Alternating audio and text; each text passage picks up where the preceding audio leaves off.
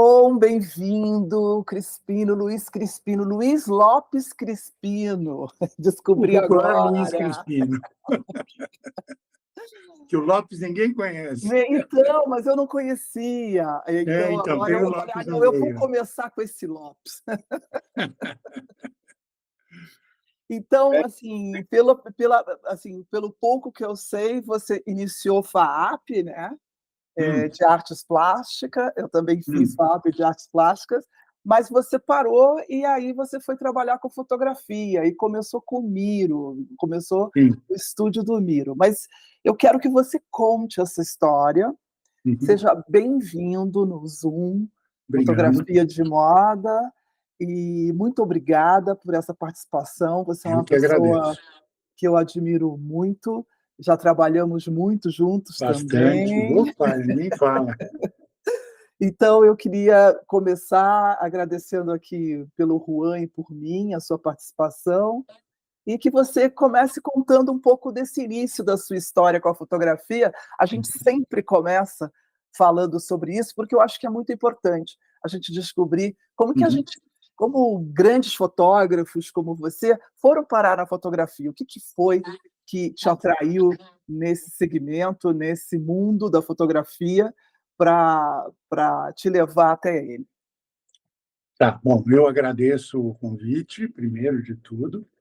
E é o seguinte, na verdade, o meu interesse por fotografia começou um pouco antes, porque eu não sei se você sabe, se vocês sabem, mas eu sou técnico em desenho de arquitetura. Eu fiz colégio técnico de desenho de arquitetura. Tá? Senai? Senai ou Não, é um colégio que não existe mais, chamado IAD, que ficava na esquina da Paulista com a Angélica. Tá? Era uma escola de arte e tal. Mas eu fiz o desenho de arquitetura. E aí, ali, uma das disciplinas que a gente tinha era fotografia, mas era fotografia aplicada a desenvolvimento de logotipo, essas coisas. Tal. Era uma participação técnica, mas eles tinham um puta esquema de fotografia, um laboratório maravilhoso, era um andar de laboratório. E tinha estúdio e não sei o quê, e eles incentivavam muito. Ah, vocês têm que... Foi a primeira câmera que eu ganhei do meu pai, foi nessa época. Precisava ter uma câmera 35 milímetros, ele me deu uma Pentax. E eu saí fotografando, fazendo tudo aquilo que você faz quando ela você ganha uma câmera. Fotografa arquitetura, fotografa a miséria na rua, aquelas coisas todas, né? Preto e branco, revelava os filminhos, sabe, que eu adorava, todo o processo, né? Depois eu até conto um outro detalhe mais recente. E aí, esse meu envolvimento com fotografia foi crescendo. Eu comecei a gostar muito. Eu tinha a ideia era fazer publicidade depois desse colégio. Mas quando eu fui me envolvendo com fotografia, com desenho de arquitetura e com fotografia, eu comecei a pensar em fazer arquitetura, né? Só que, mas enquanto eu estava lá, eu conheci um camarada, vocês devem conhecer, que é o Clício Barroso, né? O Clício, na época, ele trabalhava na Abril, no estúdio Abril, que ficava na Lapa. O pai dele era publicitário, ele estava metido nessa história de produção. Primeiro, ele trabalhava numa produtora de cinema. Ele era irmão do meu colega de classe meu. E aí ele falava, a gente ficou muito amigo, e ele falava, não, porque abriu, porque o estúdio, que era incrível, porque o Trípoli, aquela lenda viva, estava lá e tal, não sei o quê, fotografava muito, fazia todas as capas, todas as matérias. E eu comecei a ficar fascinado com essa história, né? Aí foi dando aquele gostinho. Na paralela, eu fui fazendo cursos livres de fotografia fora, né? Aí, em algum determinado momento, surgiu a oportunidade de eu ter um emprego numa agência de publicidade da época que chamava Proem, do Enio Mainardi, que era assim, o suprassumo. Era assim, um misto de DPZ com DM9, com tudo que você puder imaginar de mais incrível na época, As né? grandes agências da época, para quem não conhece, não ouviu falar. Era Denison, Almap, que não era BBDO, Standard, essas aí, e a Proença. E aí eles tinham um estúdio, e nesse estúdio trabalhava o Miro. E aí, quando a pessoa que me ofereceu isso era uma amiga da família, eu falei, olha, eu prefiro ter um estágio com o Miro do que ser apresentado para a vaga de Pestap na agência. Gestapo. Não Pestap. tinha nada a ver o A com B. Não, mas era o passo a passo para chegar à direção de arte, entendeu? Então, Mas o que você já conhecia do Miro para você eu escolher? acompanhava o trabalho, acompanhava as revistas, essas coisas, e na época, assim, eu gostava mais do trabalho dele do que de qualquer outro. Era realmente um puta diferencial, na minha opinião. E aí, então, eu já estava trabalhando nessa época, eu era projetista, eu trabalhava com projeto, fazia planta de arquitetura.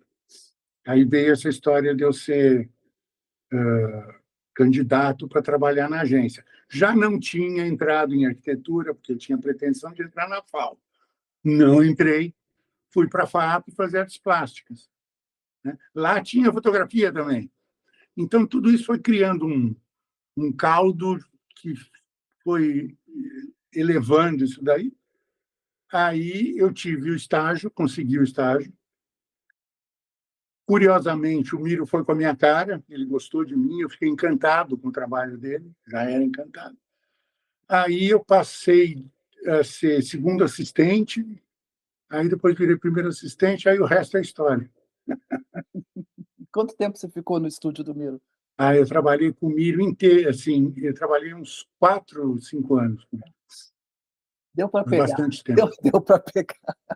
Deu. Aí o pouco que eu aprendi com ele, de fato. Eu acho ele sensacional, até hoje. E A aí, gente desculpa, pode ir, não, Juan.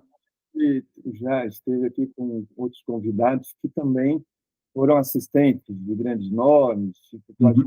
o Garrido, né? E outros mais. Aí a Nana Moraes, né? Também com Uhum.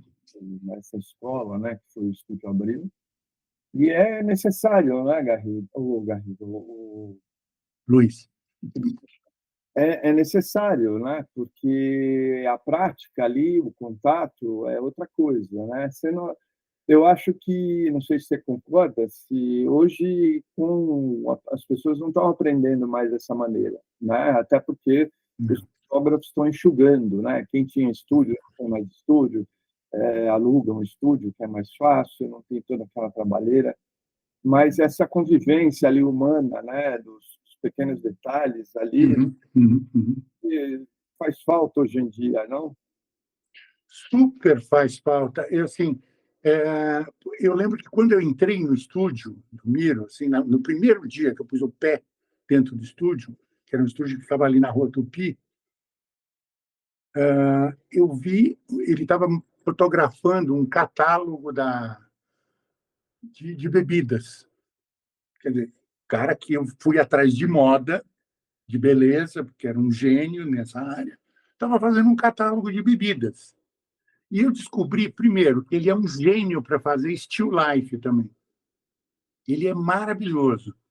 E ele estava fotografando uma garrafa especificamente, de um jeito que, teoricamente, estava todo errado.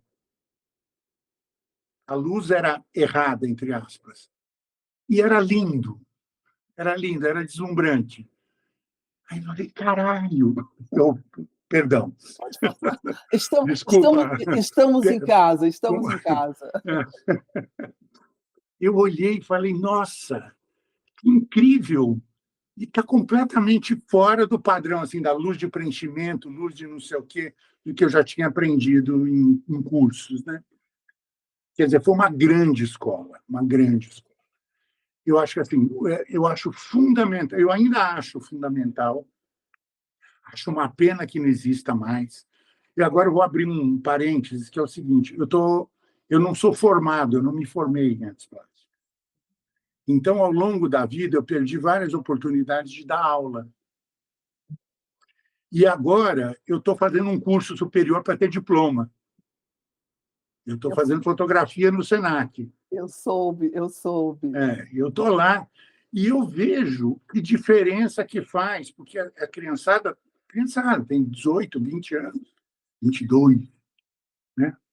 Essa rapaziada, eles não vão ter essa vivência. E eles ficam batendo cabeça no estúdio. E aí eu vou falar uma coisa que é um pouco imodesta, mas aí eu entro meio como um monitor da aula, ou extraoficialmente. Eu falo, não, calma, pensa um pouco. Vamos fazer assim, vamos fazer. Nossa, que incrível! Isso eu aprendi no estúdio, sendo assistente.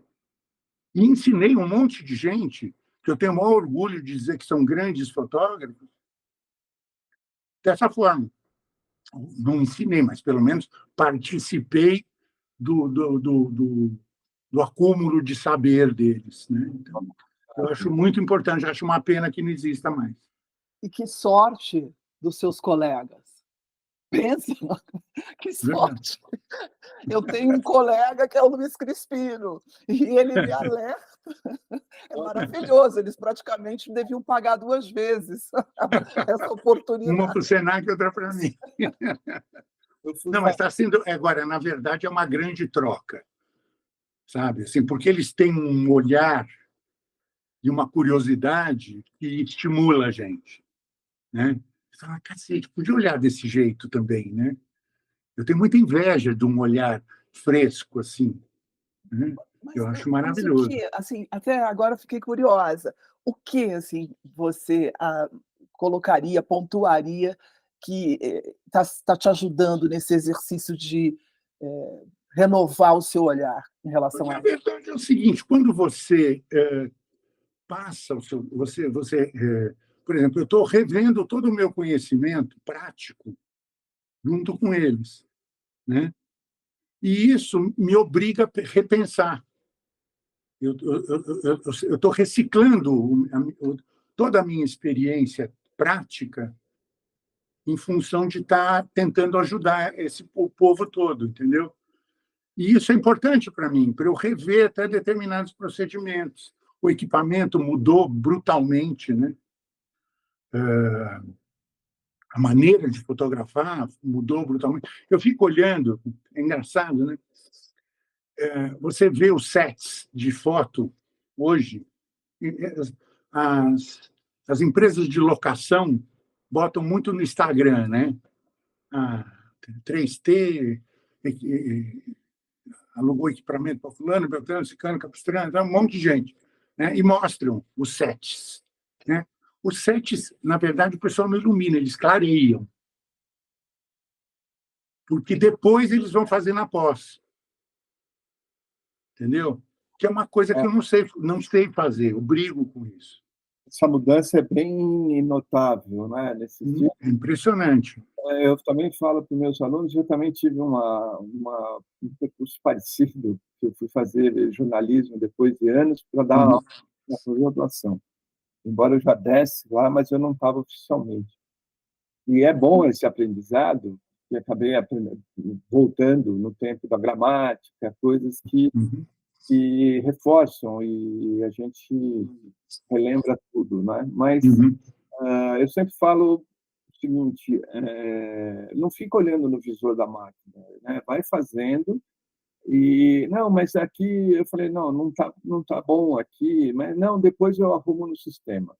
Então essa não, pelo amor de Deus, virou um jargão atual, né? Depois eu arrumo no sistema. Não é assim, né? Quer dizer, quanto melhor você fizer a imagem, menos trabalho você vai ter. Então, exatamente, é tão simples isso, eu não entendo. Perder tempo em pós quando você pode fazer a hora direto, entendeu? E eu vejo até de outra maneira, eu não sou uma fotógrafa, mas o seu olhar tem que ser esteticamente apurado, né? Sim. Você não pode deixar que a foto vá ser arrumada depois. Isso é um absurdo. Então você não é um fotógrafo, né? Eu, Você é um tratador de imagem. Exatamente. Aí você virou operador de sistema, é outra coisa. vai piorar com a tal da inteligência artificial. Isso. E agora está piorando, inclusive, porque assim, colegas de classe meus publicam coisas e aí ficam comentando tal. E assim, acerta o fundo com inteligência artificial, sabe? Coisas básicas, né? Mas que o Photoshop faz em 2 segundos. Né? É clique, clum, saiu. Antes a gente tinha que ter o fundo inteiro. Você ia fazer outdoor, você tinha que ter o tamanho, a proporção e o fundo perfeito, de lado a lado, entendeu? Era uma coisa que hoje em dia é impensável. As pessoas fotografam no fundo branco, acrescentam o fundo e acabou, sabe? É uma disciplina diferente. Fotografia hoje é uma disciplina diferente. Eu acho que eu estou tentando reaprender isso. Não acho E para mim é muito difícil. que isso é ruim, sabe? A ideia da tecnologia mais avançada, ela não é ruim. O problema é como você aplica isso. Né? Exatamente.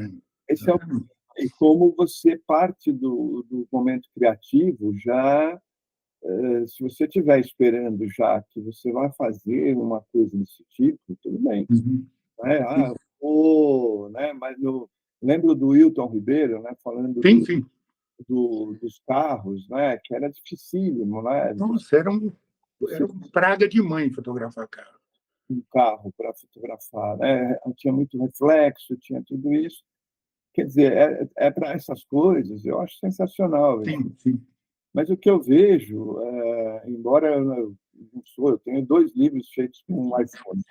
Não sou absolutamente. Não, fotografia digital é muito legal. Vamos combinar. Um equipamento, mas o que acontece é que você vê uma enxurrada, principalmente no Instagram, nas redes que tem fotografia, de coisas parecidas, né? Elas não têm autoria. Então você olha e os nomes que você falou e você mesmo são autores, né? E você não está falando um fotógrafo, está falando um cara que tem um perfil fotográfico reconhecido, Sim. não é o Miro. Você está falando de um cara que alguém bate o olho na foto e vê, assim, com a Sabe que é dele. é dele, né? Quer dizer, então eu acho que esse momento ainda está mal interpretado ali, porque as pessoas estão fazendo tudo igual, Sim. absolutamente tudo igual. É.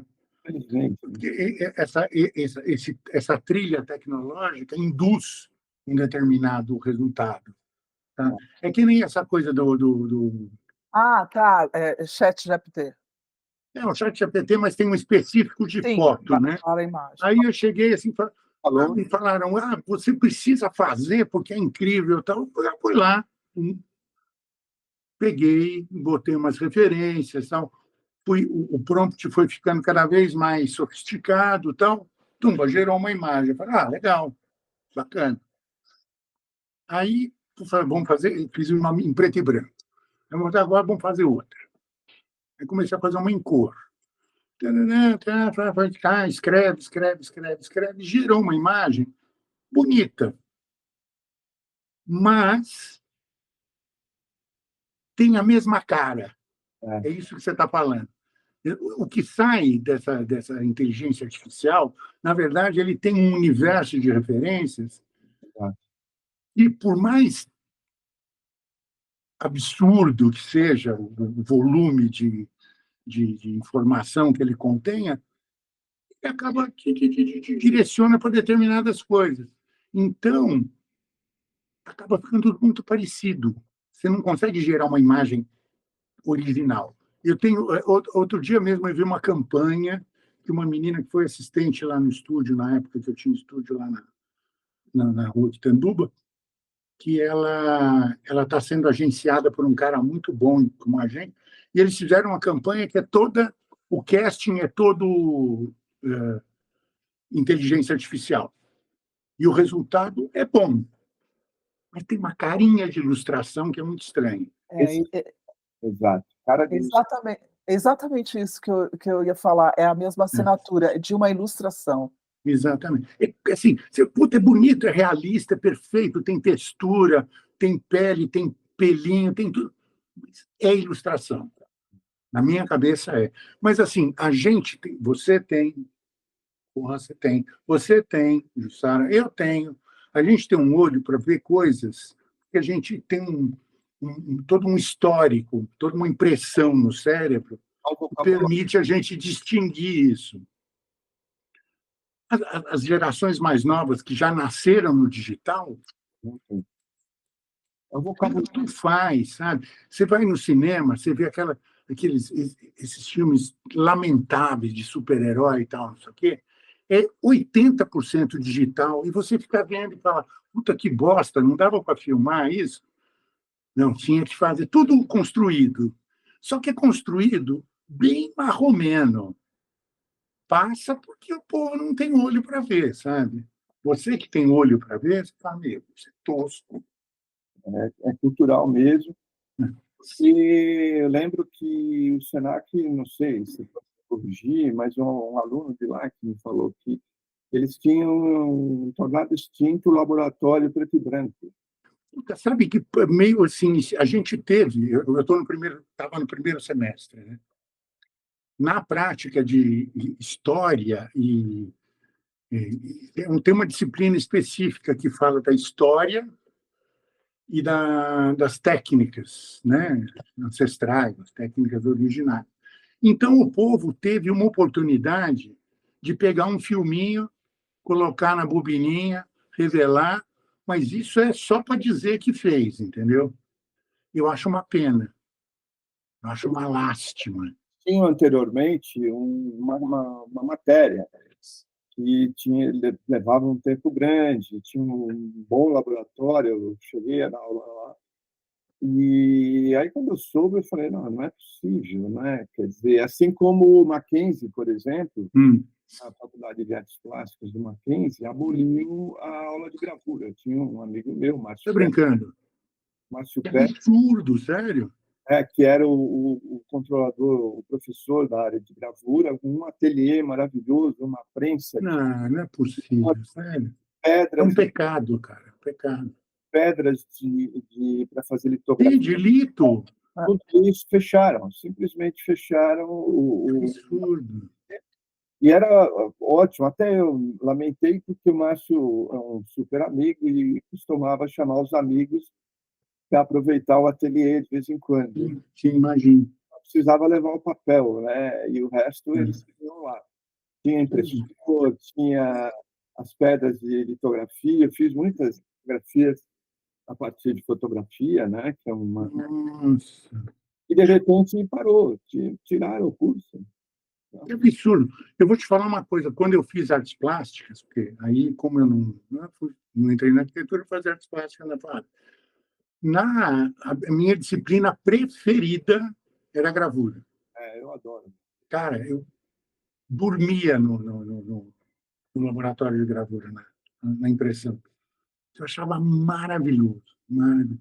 Imagina, eu, Gravura em metal, litogravura, xilogravura, tudo.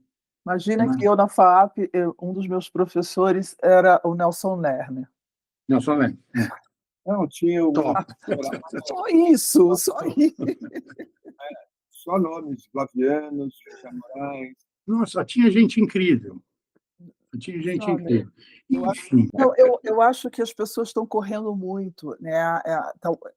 Existe agora meio um desespero nesse sim. processo e que A nós sociedade está muito está desesperada. tudo muito Então, desesperado e nós não tínhamos esse desespero. Nós fazíamos questão de passar pelo exercício do aprendizado, aguardar aquilo, sentir que realmente aquilo tinha acontecido, até passar por mais momentos. A gente não fazia questão de chegar ao final da corrida, né? O vou te processo... contar uma história. Por exemplo, o Miro, eu acompanhava todo o trabalho dele, arquivava. Tal, e eu olhava as folhas de contato dele e falava, filha da É um aprendizado, né? assim, um frame melhor que o outro. 20 folhas de contato, uma melhor que a outra. E eu fazia e não tinha aquela beleza. Eu falava, mas que merda, como eu sou incompetente. E eu falava, o dia que eu chegar numa folha de contato boa como essa, aí eu posso pensar em trabalhar, entendeu? E demorou. Mas aí, em 1980, você abriu o seu estúdio. Ah, peraí, deixa eu ver quando foi. Eita. Foi. Não, peraí. Não, 80 não, foi final dos anos 80. Final dos anos Não, já 80. era anos 90. Hum. Porque antes disso, eu trabalhei com o Miro um tempão. Aí, num determinado momento, o Miro saiu desse estúdio lá da Proem e foi trabalhar no estúdio da Linda Conde. Lá na Sumaré. Lembra da Linda Conde? Lá no Sumaré. Sumaré. E era uma puta recepção em um estúdio desse tamanhinho, mas era bacana. E aí ele ficou um tempo lá e acabou saindo de lá. Quando ele saiu de lá, eu fiquei.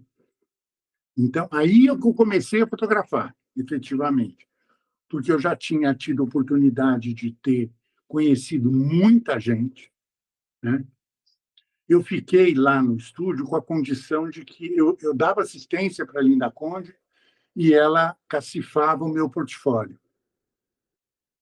Aí eu fiz um portfólio, na época você fazia um portfólio de cromo, né?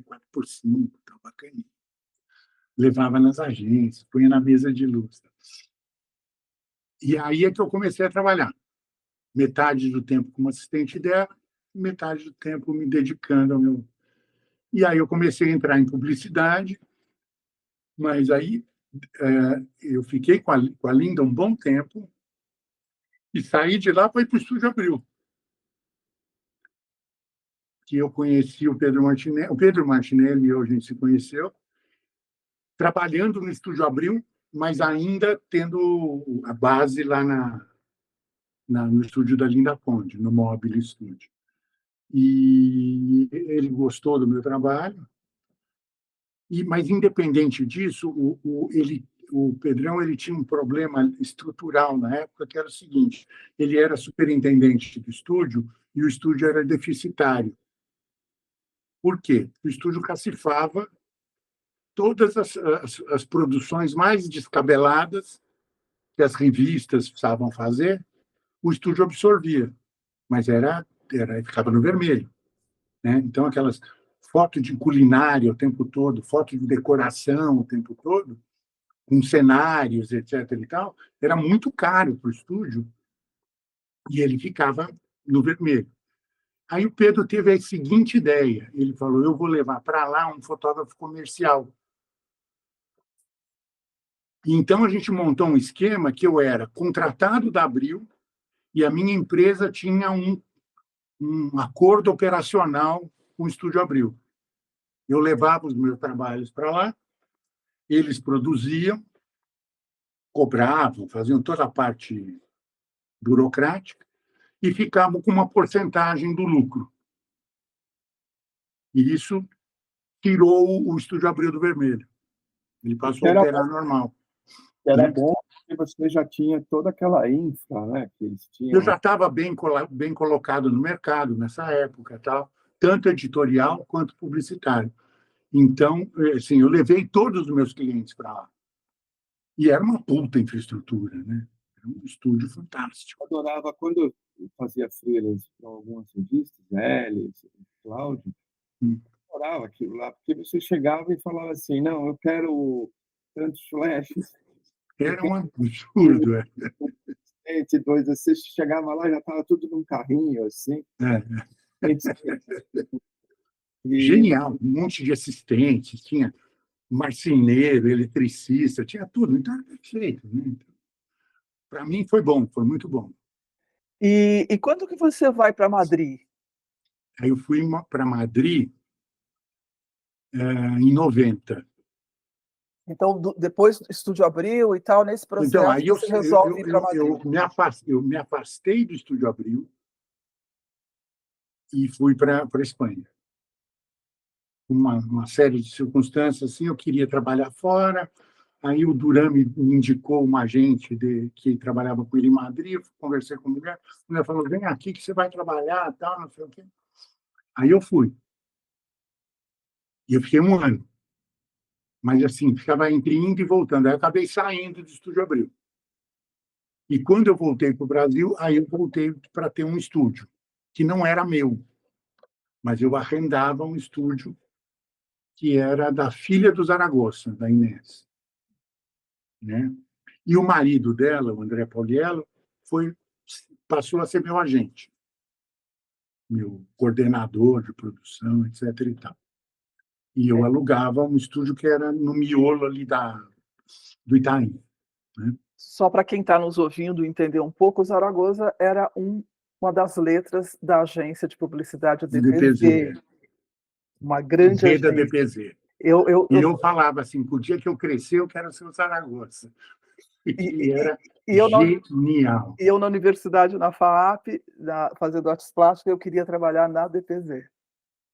Depois foi para outro caso. Eu tive oportunidades únicas, assim. Eu fui filmar com Zaragoza em Paris. Você acredita numa coisa dessa? Euzinho fui para Paris filmar, ser diretor de fotografia de um filme do Zaragoza em Paris. Caramba! Currículo! Porra, só de contar eu fico até lisonjeado de mim. Era bacana mesmo. O do Alibe também, mas o Petit era um boy, né? O Petit era um boy. E eu trabalhei também com o Murilo Filisberto, na DPZ, bastante. Murilo Murilo. Filisberto, só diz aí quem é, porque eu, por Que é o exemplo. cara que fez o Jornal da Tarde, que é uma referência visual de jornal impresso, Entendi. na minha opinião. E é um grande diretor de arte. Era, coitadinho, já morreu. Mas, enfim, genial. E aí você, quando que nós conversamos aqui com a Cláudia Bergaut, e ela disse que você fez parte do início da revista Marie Claire no Brasil. E da Elle também. E da Elle também? Ah, Da Elle precisamos saber também. um pouco disso aí. O L também. O L, assim, teve um momento que sabia-se já aquelas coisas que você, de boca que você ouve na Abril, né? Só na Abril. Falava-se já que ia ter o L, mas era um mistério. Assim, quem vai fazer o L? Vai ser uma redação nova, né? E aí a Cláudia Moda começou a enveredar, embicar no estilo L. Ela foi ficando uma L sem ser L. Né? A Cláudia Bergaut, ela comenta que a Moda Brasil foi um exercício que foi para se chegar na Marie transformando Claire. na Marie Claire. Isso. E agora você está dizendo que a Cláudia Moda também é um exercício para virar o L. Aí, no final, no número eu estou presente no número 1 do L. No número 0, no número 1. Quer dizer, desde o comecinho eu peguei o L. E Marie Claire também. E aí, como foi se dividir? Porque são dois DNAs completamente diferentes. Eu geralmente chamo que as revistas têm o seu DNA. E eu consegui, nessa época, eu tive um privilégio muito grande, que custou muito cabelo para o Pedro Martinelli. É o seguinte, eu fazia as revistas concorrentes no Estúdio Abril. Menino! Então, eu fotografava para o Vogue, no Estúdio Abril, eu fotografava para a Moda Brasil, no Estúdio Abril, e depois para a Marie Claire, no Estúdio Abril. E falava, vou fazer, se vira. E o Pedrão tinha que brigar, porque os caras falavam, como? Um fotógrafo nosso? Mas ele é empresa também. Tá, ele ficava driblando.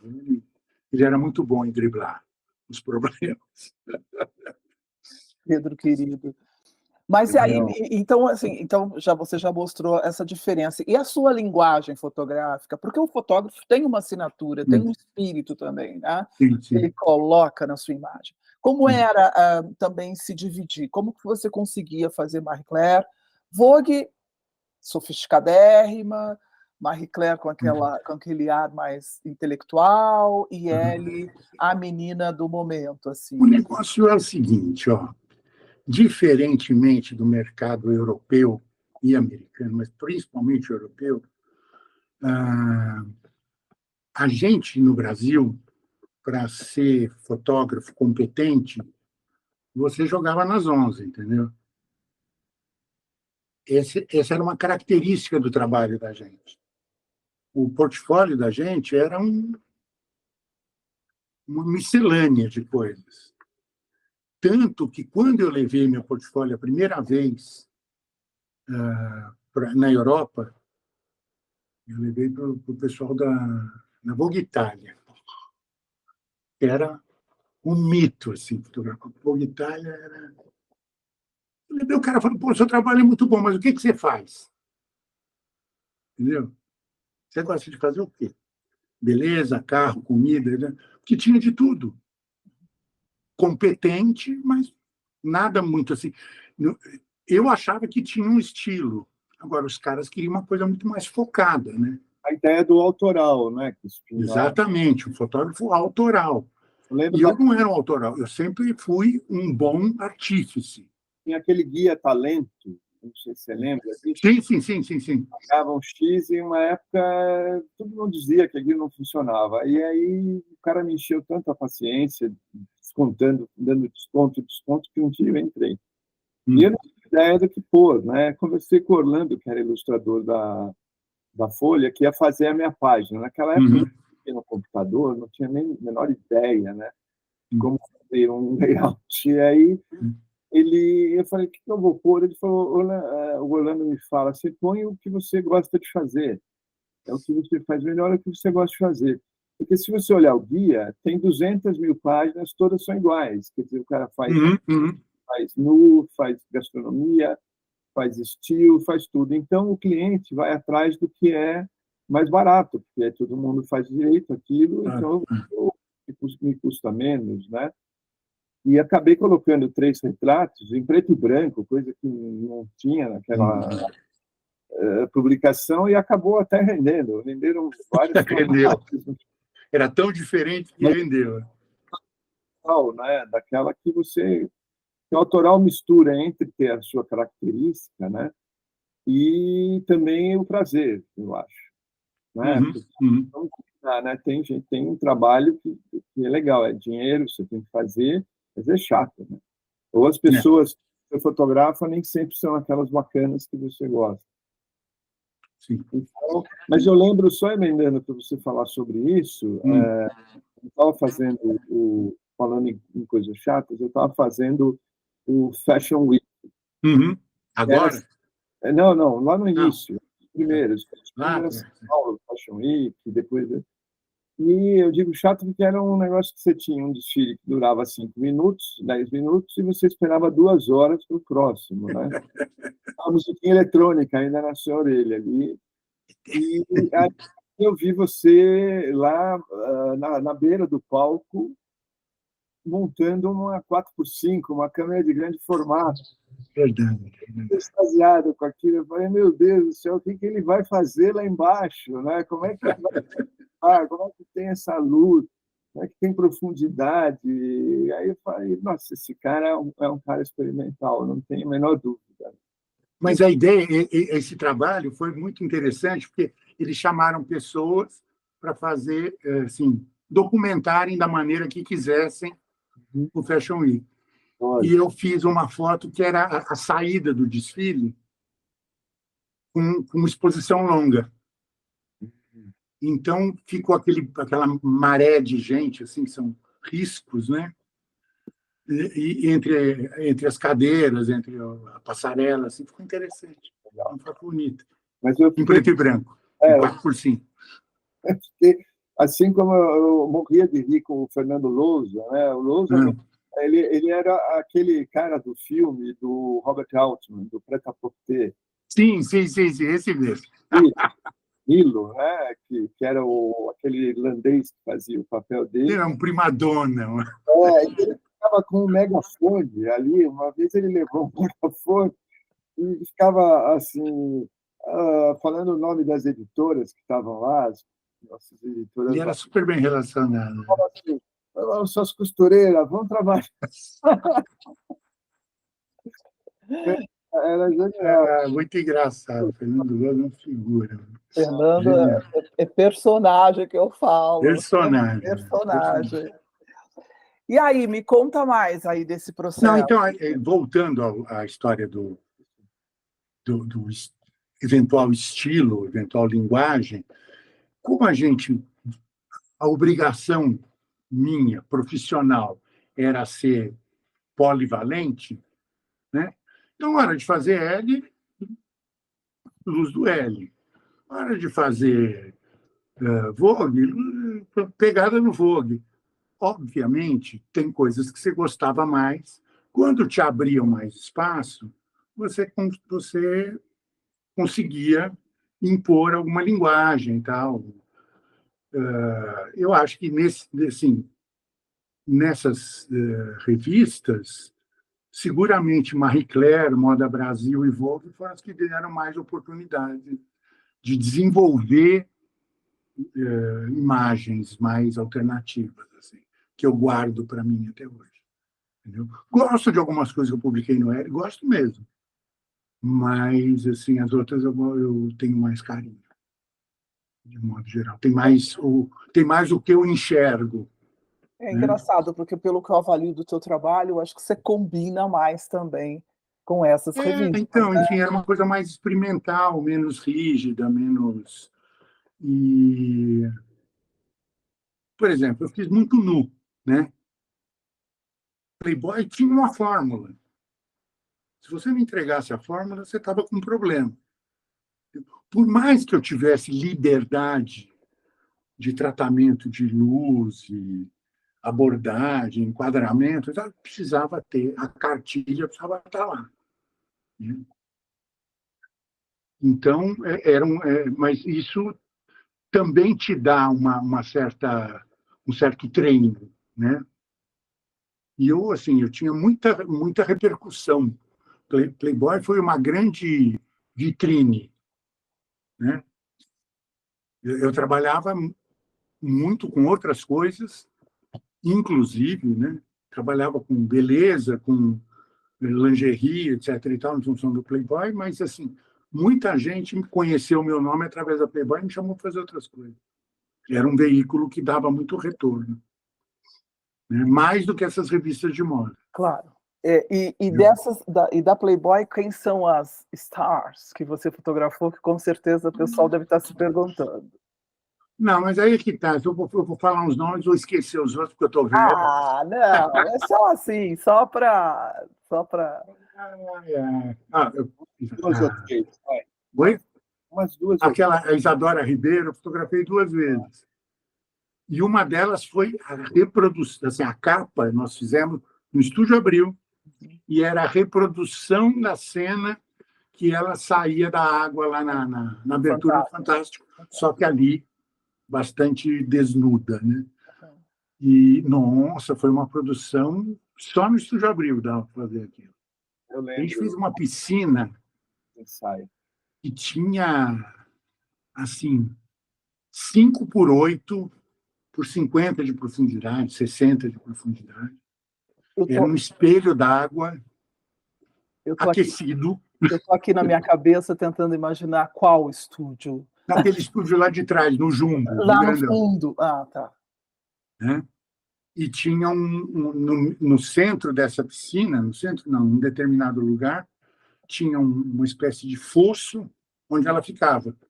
Porque a piscina em si ela tinha 10 centímetros de água. Né? Mas ela era elevada. Então, foi uma estrutura, porque a água pesa muito, né? A gente nunca lembra que a água é pesada. Pesada pra cacete, até coisa de tonelada.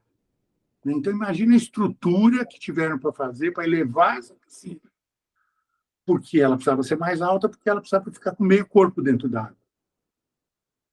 E toda forrada de plástico preto. Era maravilhoso. Todo um esquema. Isso nem a publicidade paga hoje. Não, na época. Se bem que eu fiz umas campanhas que, assim, a gente era feliz e não sabia, viu? Era muito bom. Assim. Mas, enfim. Fala, Juan. Preciso 5 minutos. Ok. 5 minutos. Juan vai nos deixar aqui um tempinho.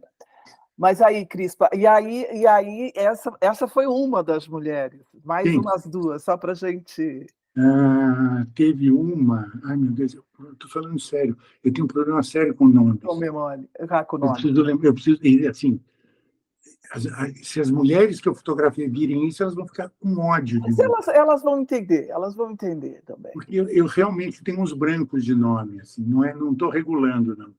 Mas não importa, então não importa. Ficou ali. Então você fez Playboy. Mais alguma revista da Editora Abril, assim, porque você falou só das três revistas de moda mais Fizemos importantes. Cláudia Moda, VIP, Manequim, L, fiz com você um tempão, né? Nossa, Então, um monte de trabalho. E agora, a sua fase no L, o L estava menos travado já. Já tinha consolidado a posição dele, então tinha uns espaços para a gente elaborar um pouco mais. E Crispino, aí, desse processo, quer dizer, você no final trabalhou com todas as revistas, você teve uma identidade, tem a sua assinatura em inúmeras revistas nacionais, e aí o teu processo, e também a publicidade, né? Porque você manteve isso quase que os dois trabalhos Sim. durante todo o teu percorrer. O tempo todo. Eu sempre fui mais fotógrafo publicitário do que de moda. Sim, eu fazia moda porque eu achava gostoso, segundo, porque dá portfólio, mas assim, o que mantinha o estúdio era publicidade. Eu trabalho já há algum tempo, eu não sei se eu já comentei isso com algum de vocês, acho que não. Coisa assim, um pouco antes da pandemia, por volta de 2019, eu fiz um curso de colódio. O que é colódio? O colódio é uma técnica do final do século XIX que você emulsiona o vidro, põe na câmera, fotografa, então, não sei o quê. É uma técnica... Como wet plate, né? O wet plate, o colódio. Tem um outro nome, ambrótico também. Então, eu comecei a fazer wet plate. Fiz um curso com o Roger Sasaki, que é um cara que sabe tudo disso. Fiquei encantado. Fiz um curso lá no ateliê dele. Adorei. Quis fazer mais. Quando eu fechei o estúdio, surgiu um impasse, que era o seguinte: eu tinha uma parte do estúdio, eu vendi equipamento, essas coisas, móveis e tal, mas tinha uma parte do equipamento que eu queria guardar. E uma parte do equipamento ficou num depósito que eu tenho aqui onde eu moro. Tá? Mas aí tinham coisas muito grandes que eu ia ter que pegar um storage. Né? Aí eu conversando com o Roger, ele nessa casa que ele ficava lá no centro da cidade,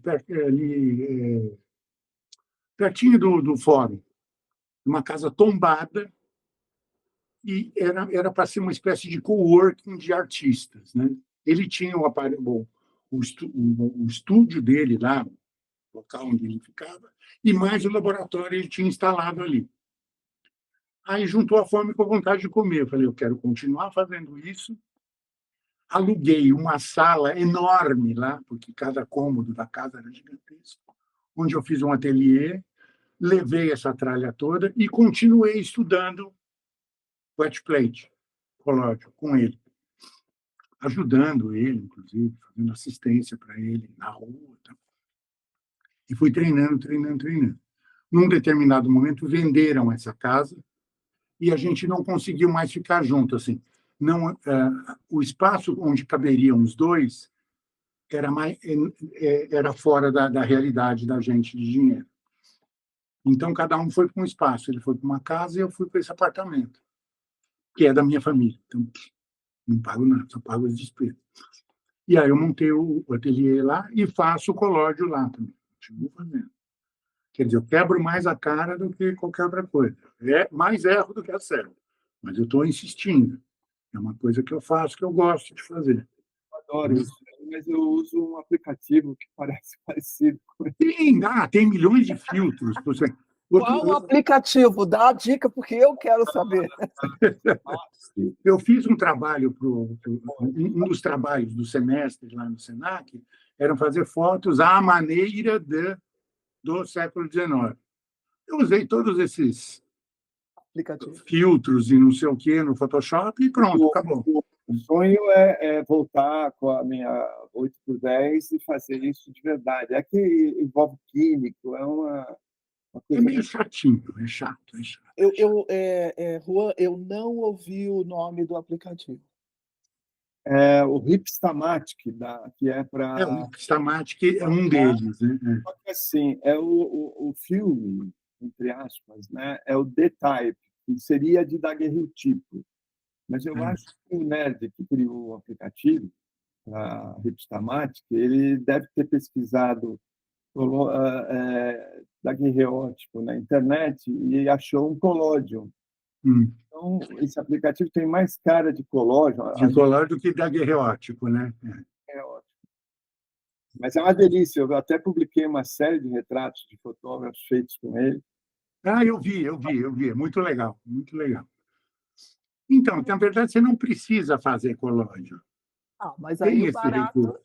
mas o barato é. Mas o barato é realmente assim, porque o colóide dá cada surra. Você vai lá e faz a parte, expõe, revela. Que tem que ser tudo assim, na corrida.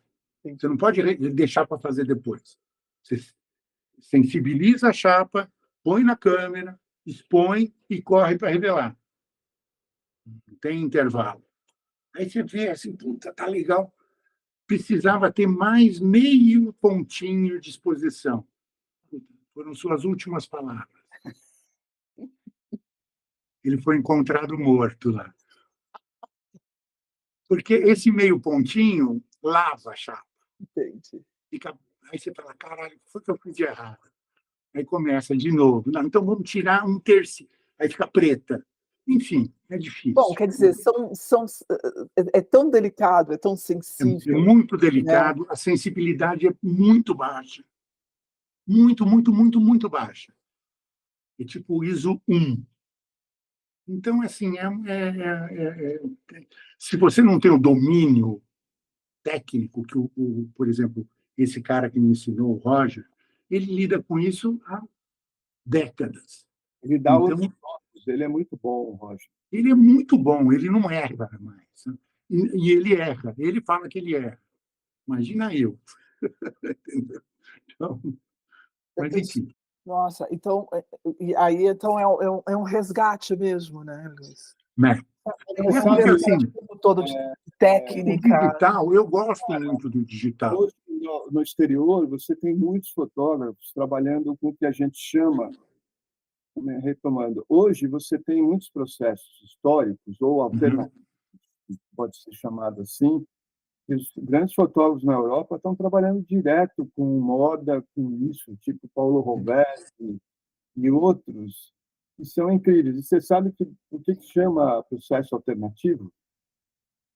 Não, alternativa, não sei, histórico, É criado nos anos 70, 80, a Kodak dominava o mercado completamente. sim. Tinha filme Kodak, químico Kodak, papel Kodak.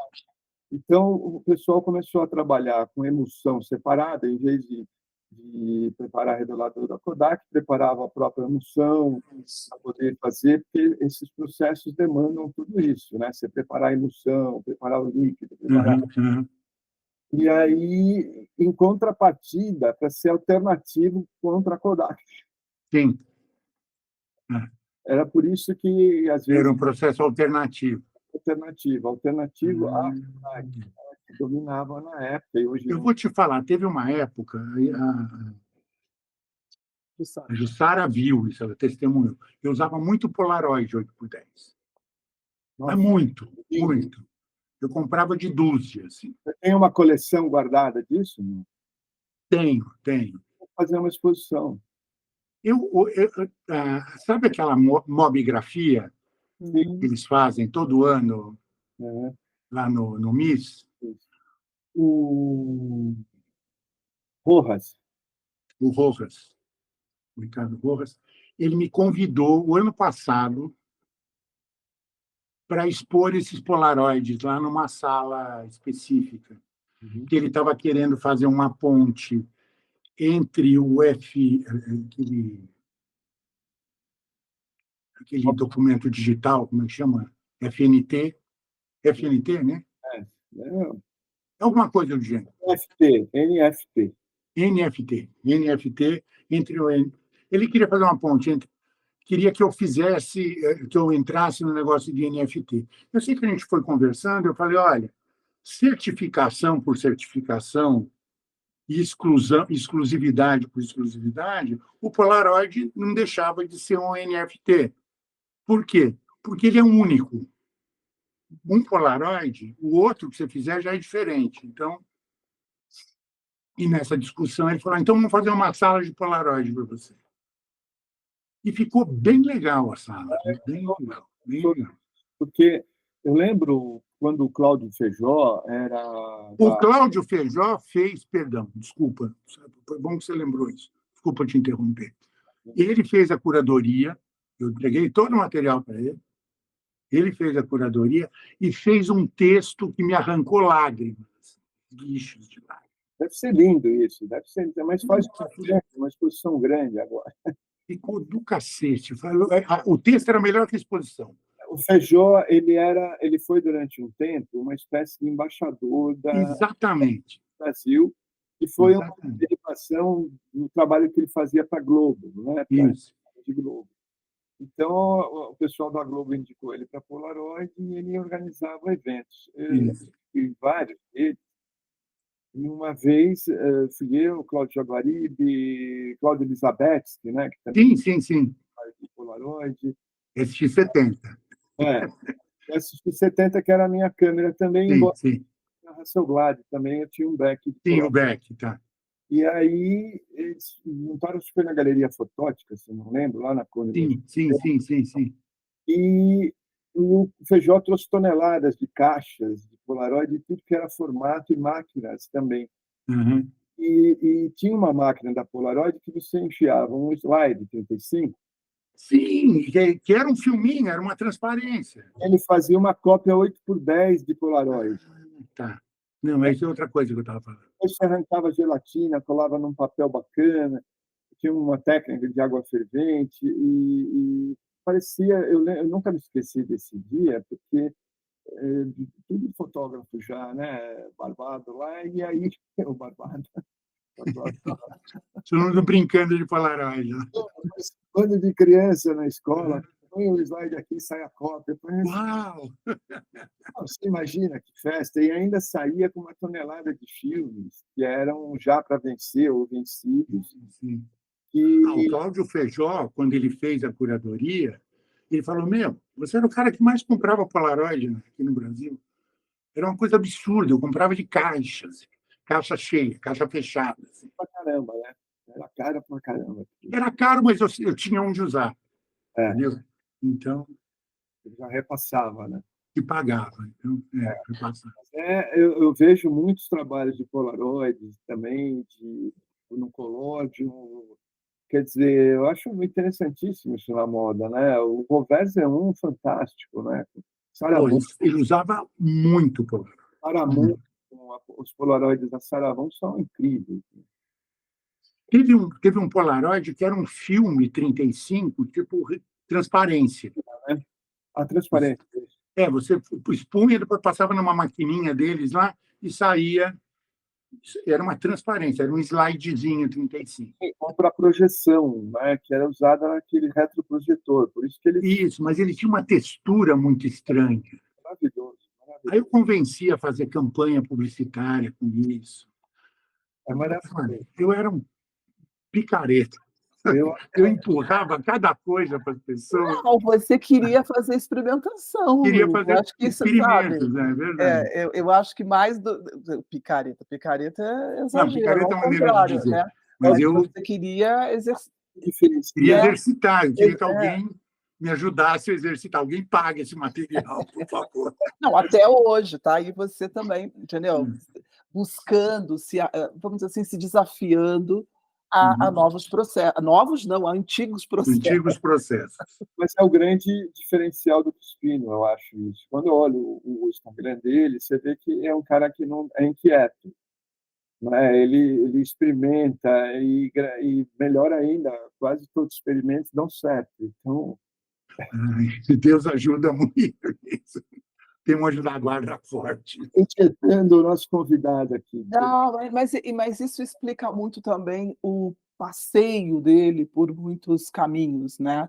É uma necessidade de se colocar, de expressar de formas diferentes. Eu acho que às vezes a gente recrimina, claro, o fotógrafo e muitas e outras profissões, é preciso, a gente sente falta de uma assinatura, de reconhecer, mas eu acho que todos eles, de alguma forma, buscam desafios. Porque quando você acerta e aquilo você já faz, né, Pé nas costas. com o pé nas costas, já, enfim, ultrapassou o desafio. Cadê o meu desafio?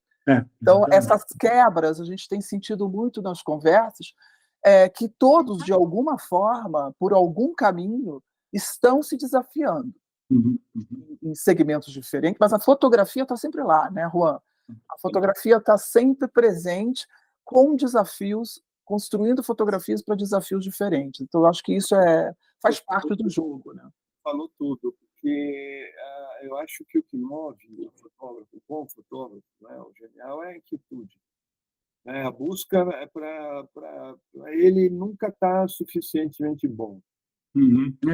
Fala, o Andreas tem uma frase boa para isso. Tá bom. O Andreas Heininger.